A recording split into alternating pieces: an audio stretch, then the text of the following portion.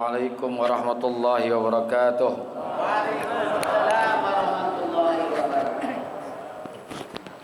Al-Fatihah ila hadratin Nabi Muhammadin al-Mustafa Rasulillah sallallahu alaihi wasallam wa li jami' arwahi walidina wa masyaikhina wa muallimina wa asatizina khususan li muallifi hadzal kitab Al-Imam Yahya bin Syaraf An-Nawawi wa khususan li muassisi hadzal masjidi wal majlisi anna Allah yaghfir lahum wa yarhamuhum wa ya'li darajatihim fil jannah wa yanfa'una bi asrarihim wa anwarihim wa ulumihim wa nafa'ati bid dini wad dunya wal akhirah wa anna Allah al-karim yaftahu alaina futuhal arifin wa yufaqihuna fid din wa yarzuquna kamal al-ikhlas wal yaqinu ila hadratin nabi syai'un lana wa lahum al-fatiha. Bismillahirrahmanirrahim. Iyyaka na'budu wa iyyaka nasta'in ihdinas siratal mustaqim siratal ladzina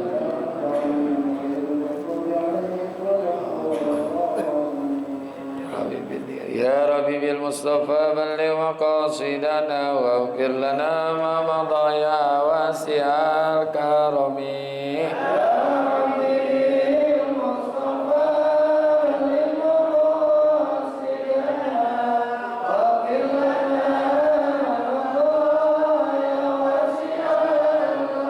Ya Rabbi hayyi lana min amrina rashada waj'al ma'unatakal husna lana madada.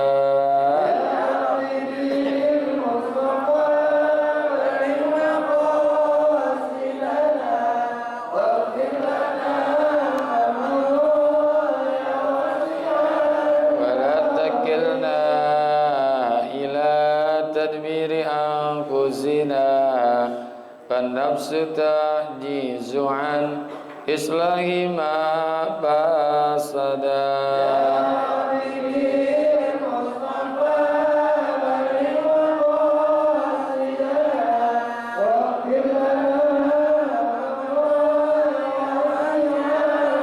Wala takilna ila tadbiri anfusina fannafsu ta'jizu an islahi ma fasada.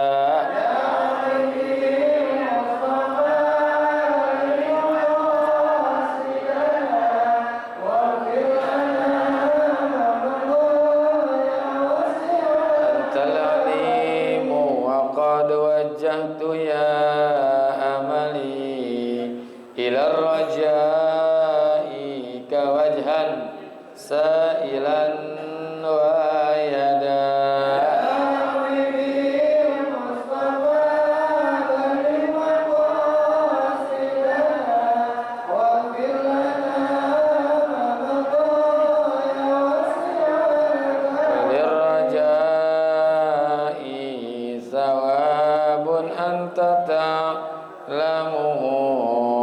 Faj'al zawabi dawa masitri li abada.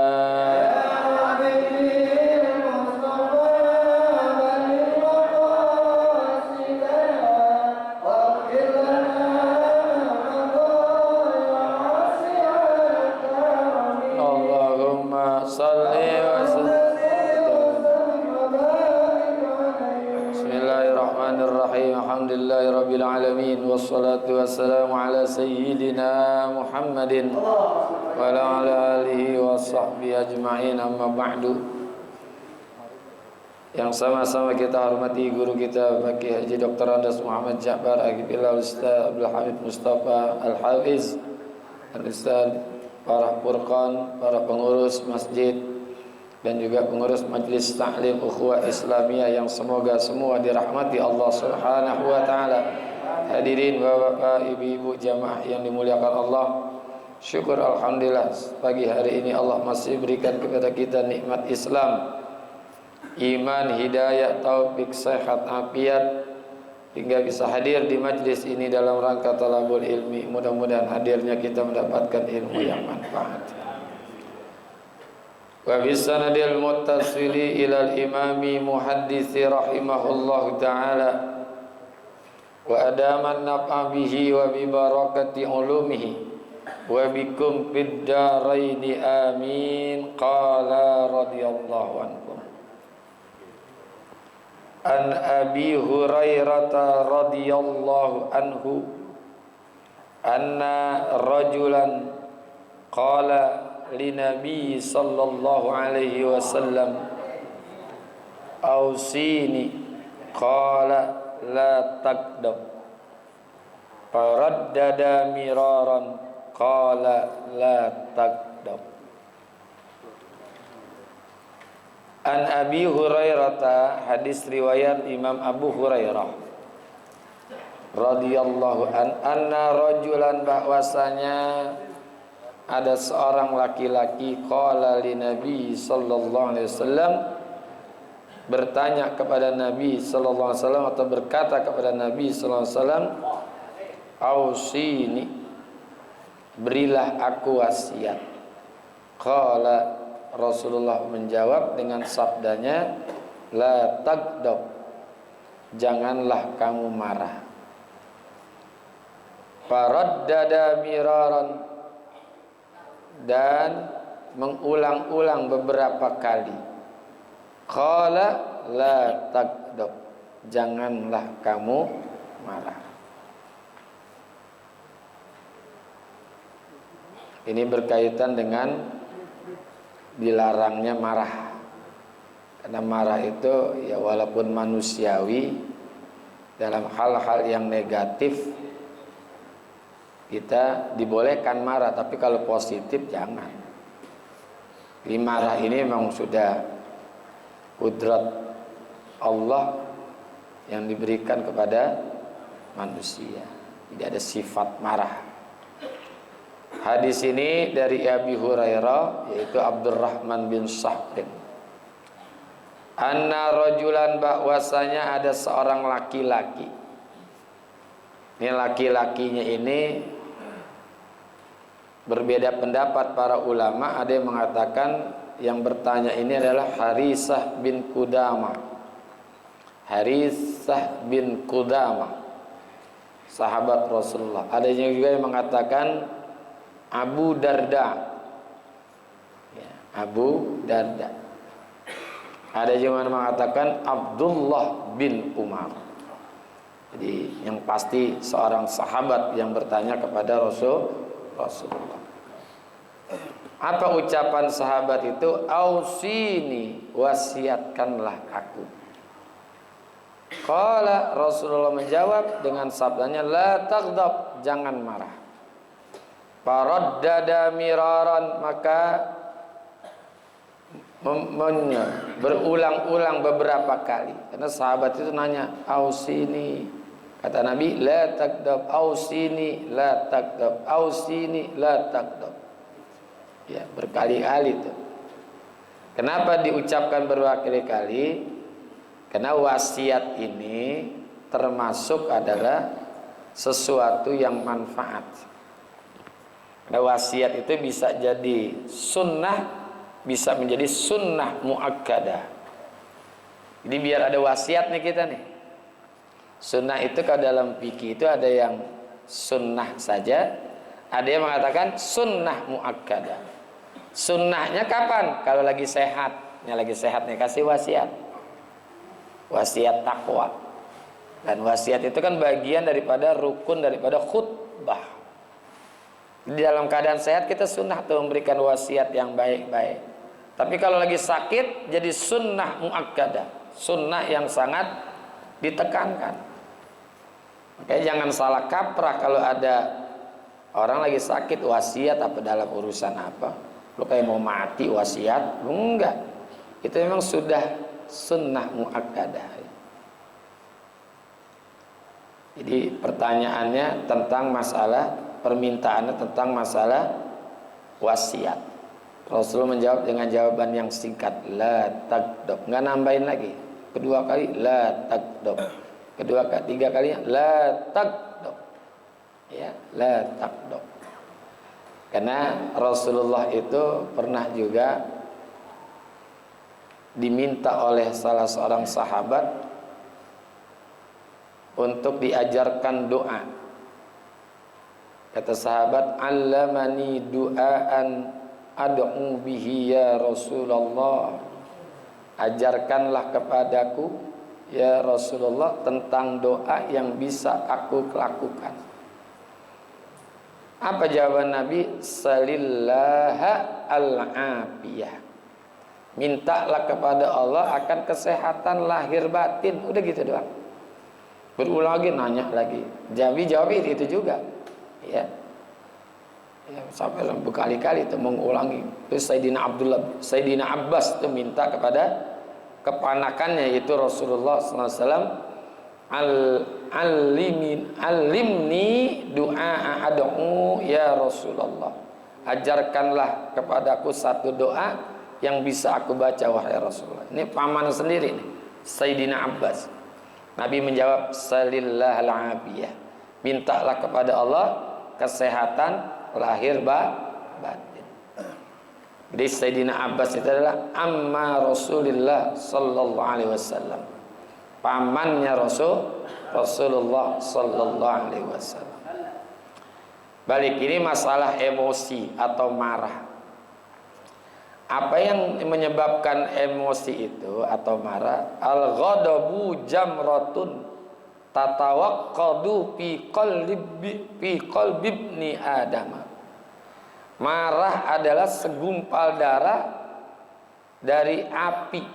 Segumpal bara api. Jadi ada segumpal bara api yang menyala-nyala tuh. Di mana? Di dalam hati anak Adam, manusia. Jadi setiap orang itu punya tuh. Ya, marah itu pasti punya. Kalau orang nggak punya marah berarti bukannya orang itu, ya, bukannya orang, manusia pasti punya marah. La tarawnal intibaqi audajati wahmirari ainaihi. Maka di saat ada orang marah, kata Rasulullah, itu mengembung urat lehernya, kelihatannya.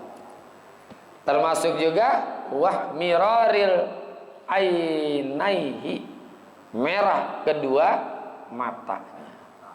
Jadi matanya merah gitu. Ya. Ada lagi marahnya manusia seperti itu. Tapi kalau marahnya Allah ada. Allah juga marah. Tapi marahnya Allah itu iradatul intiqam. Jadi Allah di saat murka atau marah adalah iradatul intiqam, untuk membalas dan menyiksa. Itu marahnya Allah tuh. Kalau manusia ini udah susah dibilangin, Allah turunkan azab, itu marahnya Allah. Jadi tujuan apa? Iradatul intiqami. Marah itu adalah bagi Allah itu iradah, keinginan. Al-intiqam, membalas dan menyiksa, ya. Jadi kemarahan itu sesungguhnya Allah punya, Rasulullah juga marah. Tapi Rasulullah itu marahnya itu izan ikhatat khurumatillahi azza wa jalla. Rasulullah itu marah ketika dirobek-robek perkara-perkara yang diharamkan oleh Allah. Jadi bukan urusan pribadi, urusan akhirat, urusan agama. Kalau diganggu Rasulullah marah. Tapi kalau urusan pribadi enggak. Kalau urusan umat diganggu-gugat, diganggu-ganggu, maka Rasulullah itu pun akan marah.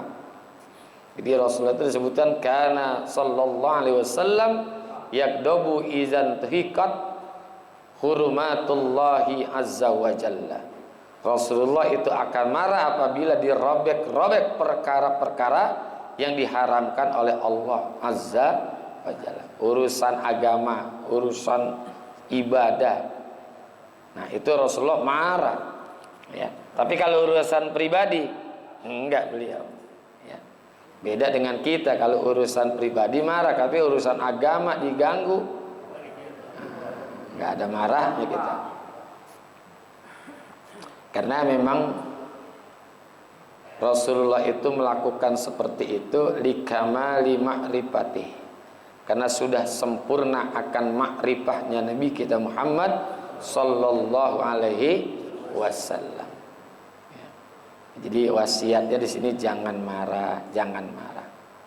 Nah, ada obat-obat untuk meredam emosi. Dan emosi ini penting juga. Di saat apa? Di saat emosinya itu karena Allah.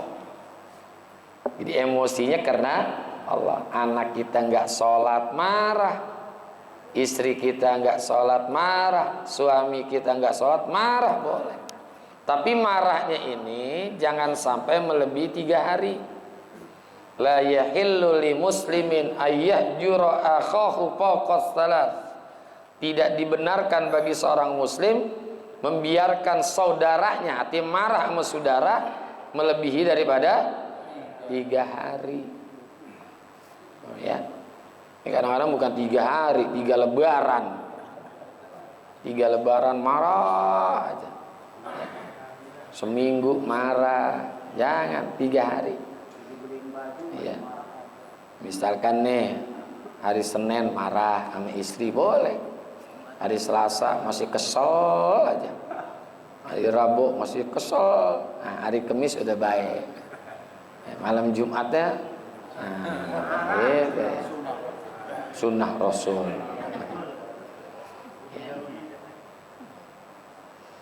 Jadi marah ini memang udah tabiat, ya tabiat manusia, termasuk Rasulullah Sallallahu Alaihi Wasallam.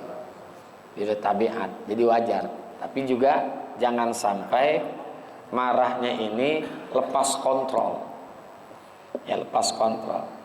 Hati boleh panas, tapi kepala tetap dingin. Kontrol tuh, karena orang ngomongan kita kan nggak ada kontrolnya. Kalau lagi marah sama orang, kebun binatang semua diangkutin. Kebun binatang semua tuh angkut, disebutin orang begini. Ya. Ya, dikontrol juga. Jangan sampai lepas kontrol di dalam emosi, marah gitu. Ya, kalaupun termasuk juga membenci, jangan sampai melampaui batas. Kan Rasulullah ingatkan tuh, ahbib habibaka haunan ma asa antakuna bagi doka yaumamma wabgit bagi doka haunan ma asa ayyakuna habibaka yaumamma. Ahbib habibaka, cintailah orang yang engkau cintai. Haunan ma, sekedarnya aja. Ya 50% dah. Asa ayyakuna bagi doka yaumamma, bisa jadi nanti orang yang kamu cintai itu menjadi orang yang kamu benci suatu waktu. Wabgit bagi doka haunan ma, bencilah orang yang engkau benci. Haunan ma, sekedarnya aja. Marah pun jangan terlampau kelewatan. Asa an ayyakuna habibaka yaumamma, bisa jadi yang kamu benci itu sewaktu-waktu akan menjadi orang yang kamu cintai. Jadi sekedarnya 50% lah, bila perlu kurang daripada itu.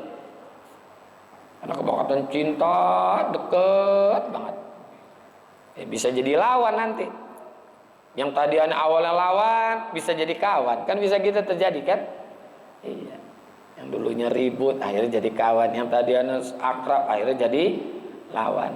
Tuh, ya. Saya ada salah satu karyawan kelurahan Tugu Selatan.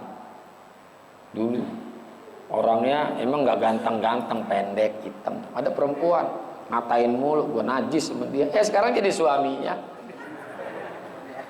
Semua najis sama dia, najis ya kan perempuan gitu kalau ngomong najis gua. Ya. Kayak saya bilangin, istrinya juga nggak cakep-cakep banget. Saya bilang sama dia, ente yang bersyukur punya istri jelek. Mengapa? Jelek mah abadi, kalau cakep mah nggak abadi. Mudanya jelek, tuanya juga jelek.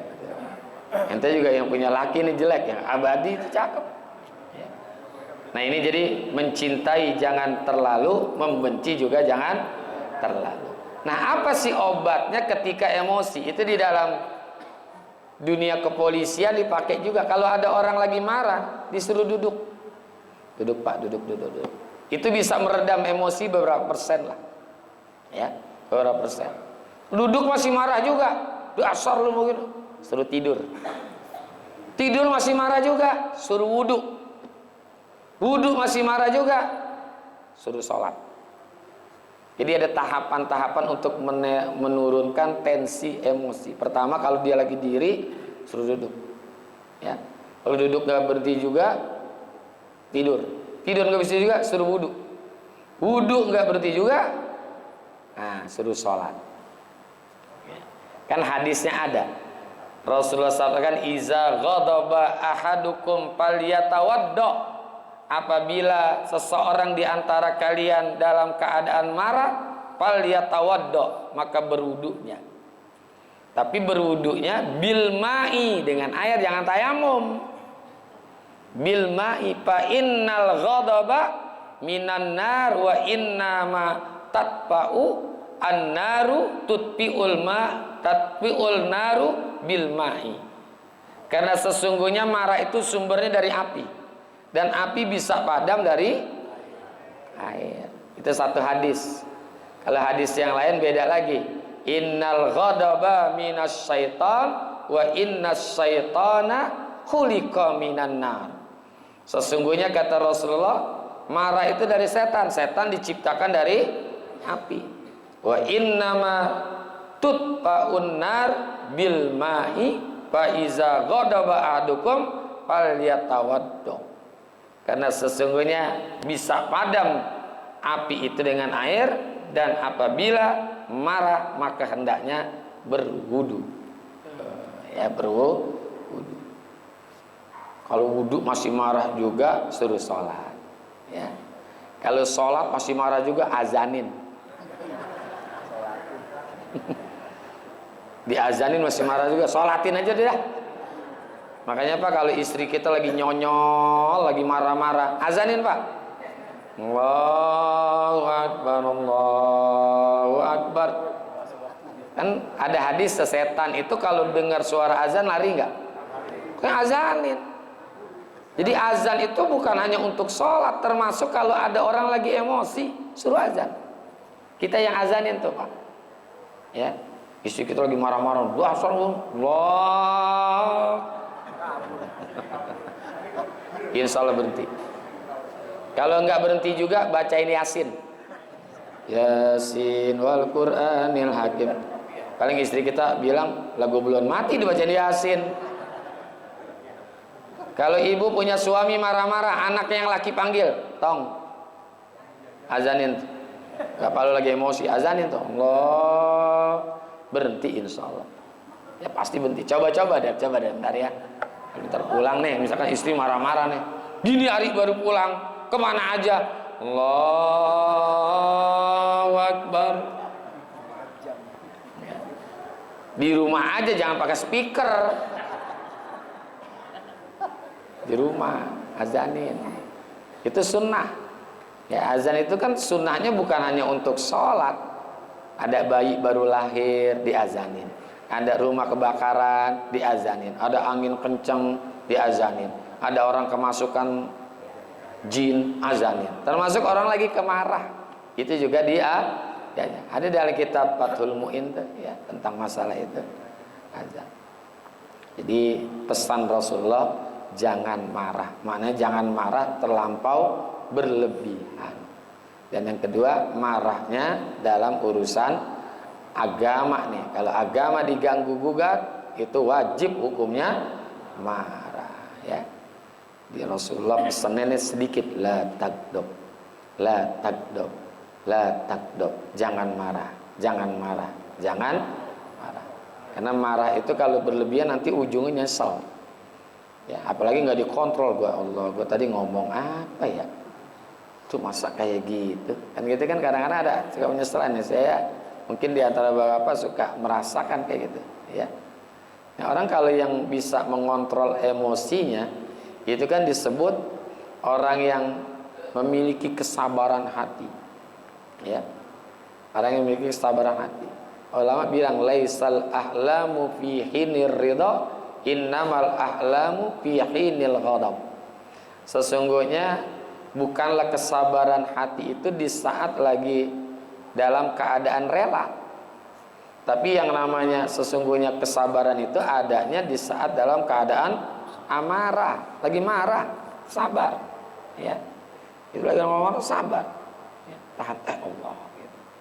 Nah, yang kedua selain wudhu banyak istighfar. Astagfirullahaladzim. Ya, termasuk ya a'udzubillahi minasyaitonirrajim. Ya, gitu.